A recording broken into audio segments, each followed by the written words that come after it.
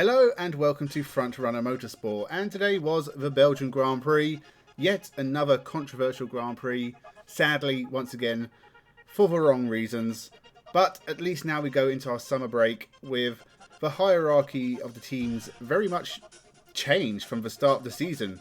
At the start of this season it looked like Max Verstappen was going to dominate everything again, and whilst he has obviously done very well for himself and scored decent points at pretty much every race bar Australia where he broke down, he has a big lead in the championship, but doesn't necessarily feel unassailable. He could be caught. It would be it's a big task for anyone willing to undertake it, but if someone can catch him, it'll be one of the biggest championship wins ever. I don't think we've ever seen a comeback like this.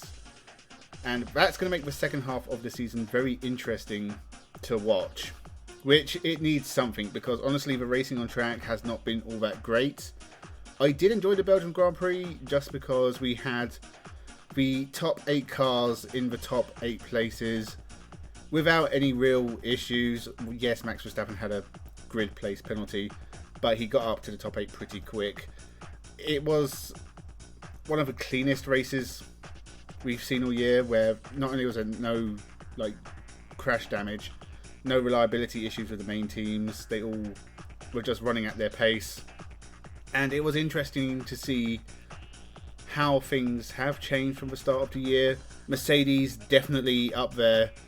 You could argue that between them and McLaren, they really are the most in form of all the teams.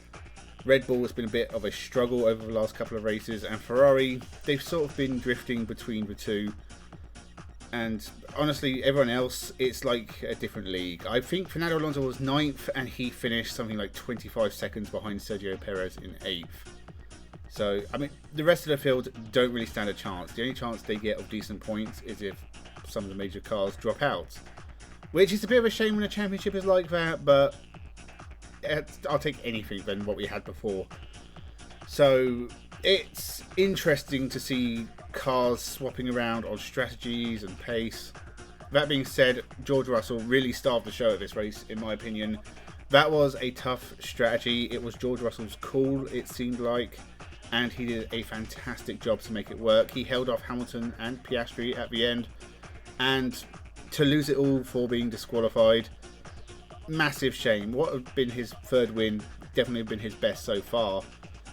I don't know if Mercedes will try to get it overturned, appeal it, whatever.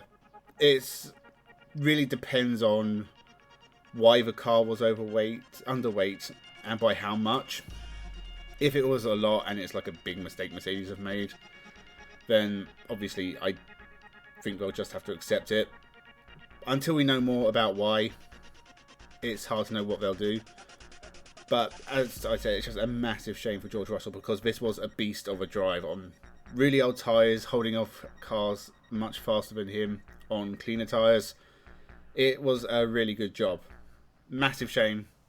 Honestly, I hate it when races are settled by penalties, but at least it wasn't track limits. This is a big rule break. And obviously it would have had an effect on performance if his car was anywhere underweight. So it's a shame, but necessary if it is. But Mercedes are really climbing back up the field, which is both a good thing for Lewis Hamilton and a bad thing.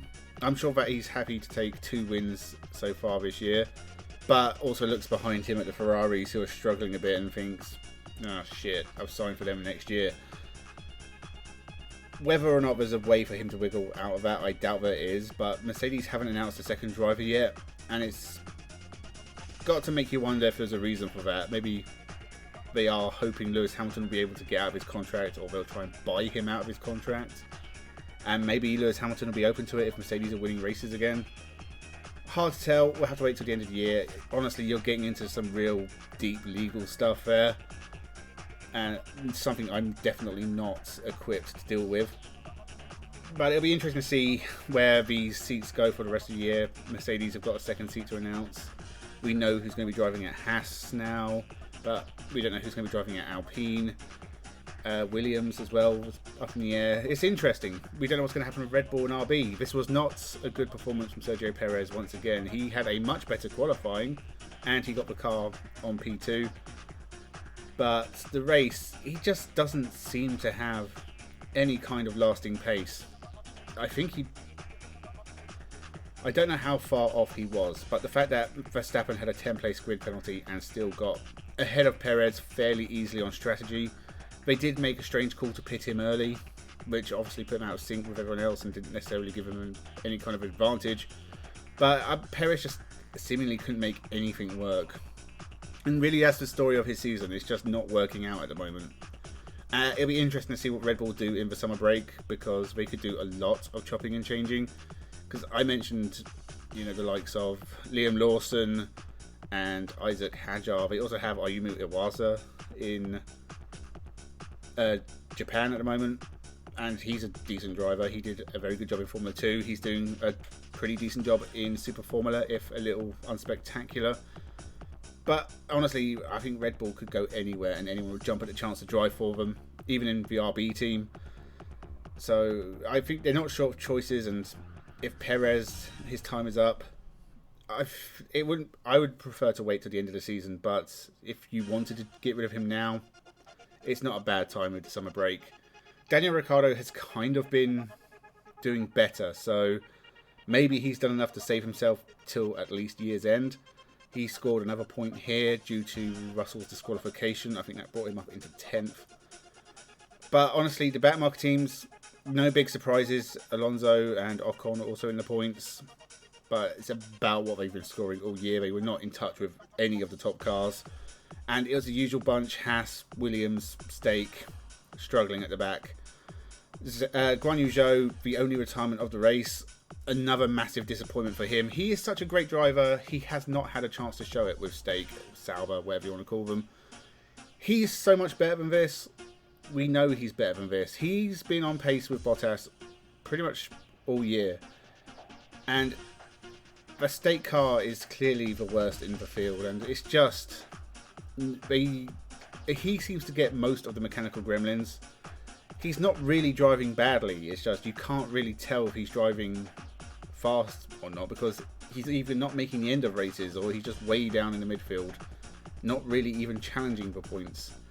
So massive disappointment for Guan Yu Zhou, because I do think he's better than this, and it would be nice to see him in a competitive car, but whether or not we ever will, hard to say. There's obviously a lot of shake up at Audi as well for 2026. They've recently sacked the two main people involved with the Formula 1 deal.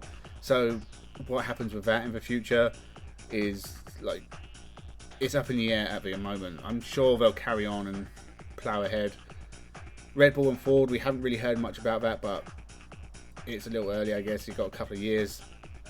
It's a strange time for Formula 1. I think after the summer break, it will be interesting to see if anyone brings any big upgrades. I think Red Bull would probably need to, just to get back on par with Mercedes and McLaren. It does seem to be going their way, but there's only, 12 races left? I forget how many. So it's going to be tough to catch Max Verstappen, whatever, because he really just needs to finish races, score points, and the championship will be his. He's built such a lead over the start, and also it's been very much a case of the wins and the best places have been shared between so many drivers, that with Max Verstappen scoring so many points, everyone else is sort of sharing the rest. No one's really pulling away in second at the moment.